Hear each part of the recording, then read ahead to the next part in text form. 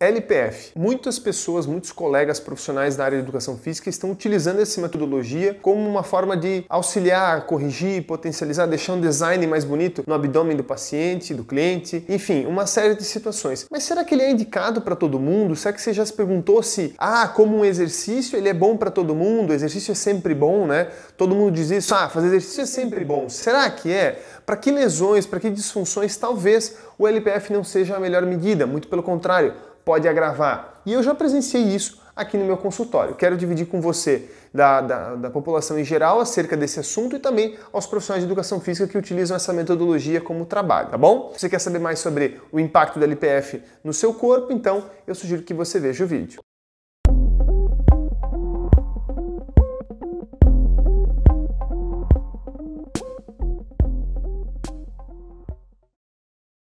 Meu nome é Murilo José Tambosi, eu sou fisioterapeuta e se você não me conhece, toda semana eu posto bastante conteúdo sobre dor, exercício, lesão e um pouquinho do meu tratamento. Eu achei interessante fazer esse vídeo porque eu recebi não faz pouco tempo atrás uma cliente encaminhada de um colega personal trainer, um colega que é parceiro do meu consultório e para uma avaliação, enfim, para uma queixa de dor, tá? E eu não me recordo muito bem toda a situação, todo o quadro, mas eu contraindiquei justamente naquele quadro a questão do LPF, pela característica disfuncional que o cliente tinha. Mas eu fiz isso como sugestão para o profissional e ele, por si só, avaliando a biomecânica e o entendimento que ele tinha do quadro, ele também elencou não sendo uma medida muito adequada. Então, muitas pessoas acreditam que sempre o exercício é positivo, mas você com certeza já sabe, que tem exercícios que não são tão bons para um tipo de lesão e tem exercícios que não são tão bons para outro tipo de lesão. E assim por diante, assim como tem aqueles que são indicados. Então, no vídeo eu gostaria de explicar para vocês quando que o exercício do LPF, quando que a atividade do Low Pressure Fitness ou a ginástica hipopressiva, como era conhecido na fisioterapia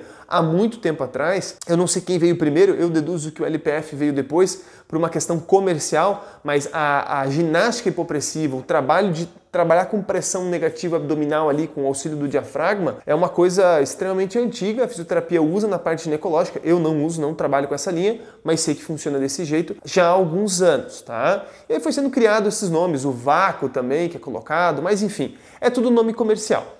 Se você talvez não conhece, você que está vendo o vídeo, eu vou tentar explicar do jeito que eu conheço, eu não tenho formação em LPF, então eu não posso te dizer com profundidade como é a execução, mas eu sei dos princípios biomecânicos, fisiológicos, anatômicos que ele usa, então é basicamente esse o conhecimento necessário para você julgar se ele é indicado ou não, tá? Você não precisa fazer uma formação em LPF para saber se ele é indicado ou não, basta você entender um pouquinho de biomecânica, sobre respiração, sobre como funciona o funcionamento diafragmático, pressões e tudo mais, e você vai ter já um bom suporte por ali, tá bom? Mas vamos lá, se você parar e pensar assim, como é que ele funciona? Quando você puxa o ar, seu diafragma ele desce, ele vai no sentido caudal que a gente chama, e quando você solta o ar, ele retorna, certo? Então ele puxa o ar, ele desce, criando uma pressão negativa no pulmão que faz o ar ser sugado para dentro, certo? Aumenta a pressão negativa. Você solta o ar, essa pressão fica positiva, o ar sai para fora e pronto. Beleza, e isso muda a pressão abdominal. No momento determinado da técnica, a hora que você puxa o ar ao máximo, você solta ele ao máximo, esvazia bem. Então na hora que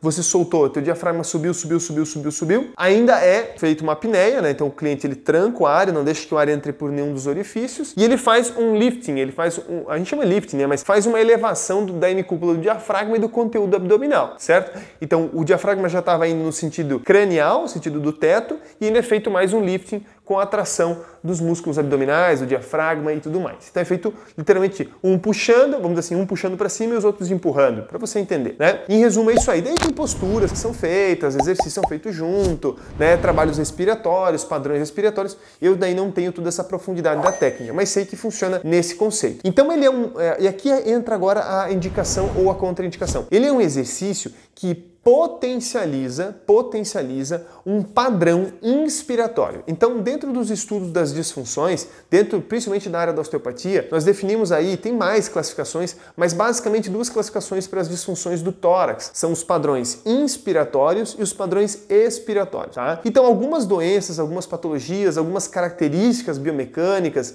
enfim, alguns conjuntos de padrões vão definir um tórax mais expiratório, um tórax que as costelas, em vez de elas ficarem, vamos dizer assim, inclinadas nesse vetor, aqui seria a parte da frente e aqui seria a coluna, as costelas ficam mais para baixo, um padrão mais expiratório, ok?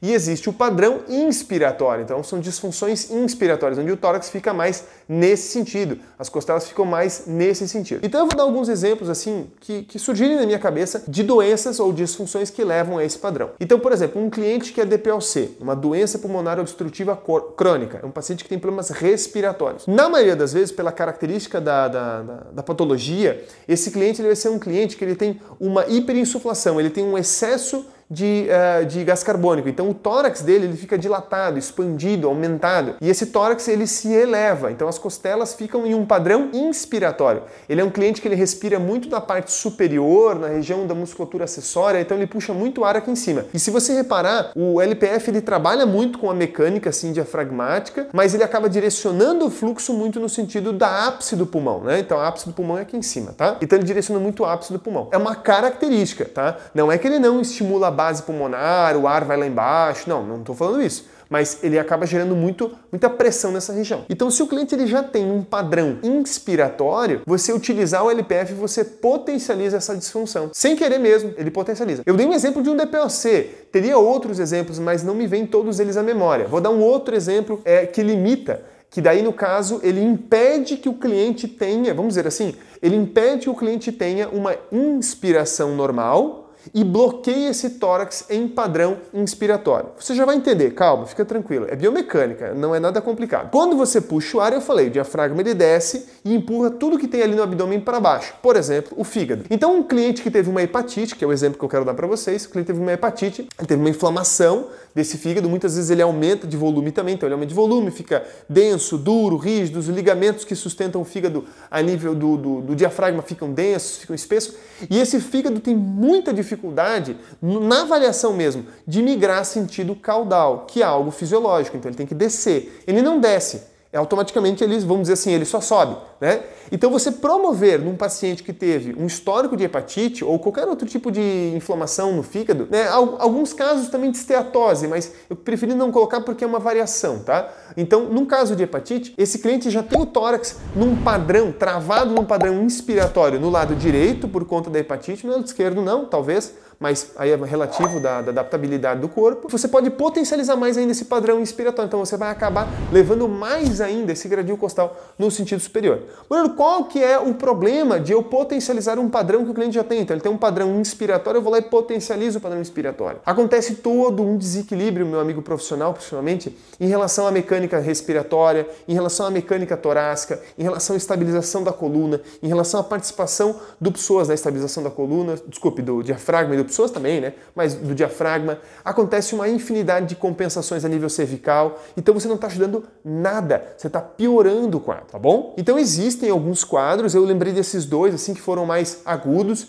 mas sem dúvida tem outros que eu poderia definir, que causam disfunções em padrões inspiratórios, ok? Do lado oposto, os padrões expiratórios, então eu vou dar um exemplo aqui de um padrão expiratório, uma inflamação do intestino, principalmente intestino grosso. Então, inflamações intestinais, mais o grosso, mais o delgado também, mais o grosso, eles vão causar restrições no diafragma e nas costelas em padrão expiratório, para baixo, tá? Para baixo. Então, se ele tá para baixo, quando você trabalha o LPF, que você pega aquele conteúdo, então vamos supor que esse intestino não está mais inflamado. Vamos supor que esse cliente descobriu o que causava essa inflamação, tratou, corrigiu, tá lindo, maravilhoso, porém, sobrou aderências. Porque sim, você tem uma colite, por exemplo, ou você tem uma inflamação crônica do intestino delgado por intolerância à lactose. Vai sobrar aderências nessa região abdominal, fruto das inflamações do período que você teve a inflamação, e automaticamente perda de movimento visceral. A gente chama de peristaltismo, o movimento fisiológico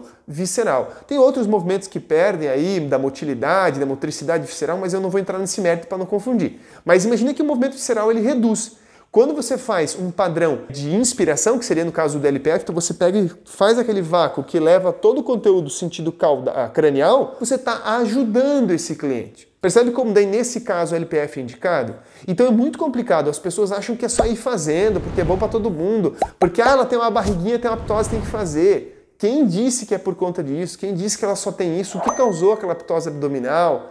Tu entende? Então é muito mais complicado, é muito mais complicado, tá? Vendo essa explosão de gente ensinando LPF, essa explosão de profissionais de educação física fazendo LPF, promovendo isso como uma metodologia de trabalho diferenciada para a estética, a grande massa acaba esquecendo desses problemas. E olha, tem uma infinidade de outras coisas que pode agravar, tá? Infinidade. Me veio aqui à memória também cirurgias plásticas, desde cirurgia de abdominoplastia, cirurgia de prótese de silicone. Uma prótese de silicone, na maioria das vezes, isso eu não posso dar para todo mundo, mas na grande maioria das vezes trava em padrão inspiratório. Você fazer mais ainda, você quebra toda a biomecânica, entendeu? Uma cirurgia abdominal, na maioria das vezes, trava em padrão expiratório, mas não é certo. Às vezes ela pode ter uma compensação em padrão inspiratório. Isso é muito relativo, né? Quando não acontece o cliente fazer as duas ao mesmo tempo, né? Prótese mamária e abdominoplastia. Enfim, eu queria mostrar para vocês um pouquinho dessa visão para você entender a partir de hoje que essa mecânica, ela primordialmente ela tem que estar ótima. Então, num padrão, na respiração, você tem que fazer as costelas subirem e o diafragma ele desce. Então, o diafragma ele faz como se fosse um vácuo e as costelas subindo, certo? Ok? Tem essa mecânica. Então, LPF não pode interferir de forma a prejudicar essa biomecânica. Ele tem que potencializar essa biomecânica. Quando o cliente não tem dor, não tem limitação, não tem contraindicação, o histórico clínico é limpo, você fazer uma atividade com LPF é extremamente indicado. Eu não sou contra a metodologia, eu sou contra fazer ela de forma desenfreada, sem antes avaliar o seu cliente, sem antes perguntar para o seu cliente o que ele tem, sem antes ter noção sequer do que o cliente tem. Tá? Ah, Murilo, então eu preciso aprender a fazer a avaliação do que é uma disfunção inspiratória e expiratória? Não. Quem é o responsável por fazer essa avaliação é o fisioterapeuta, é o osteopata, é o profissional que tem noção de disfunção. Agora, você pode suspeitar por uma série de achados nesse cliente, tá? Eu ensino um pouco disso no meu curso, na minha formação para os profissionais de educação física que querem se tornar referência. Eu dou as sacadas. E também, são as dúvidas dele. Ó, Murilo, eu tenho um cliente assim, assim, assado. E aí, você acha que ele tem um padrão assim, assim, assado? A gente vai dialogando, tá bom? Eu acho que esse vídeo por si só já explica bastante. Para você que é da população e viu o vídeo, entender um pouquinho melhor sobre o que o LPF tem como benefício e também como não tão benéfico, em alguns casos, acho que é importante você conversar isso com o seu personal trainer. Beleza? No mais, compartilha esse vídeo, dá um joinha no vídeo para ajudar a gente aqui no canal e se quiser deixa um comentário, faz alguma crítica se você não concordou com o que eu falei. A gente está aqui para poder crescer junto e amadurecer o conhecimento, tá bom? No mais, muito obrigado.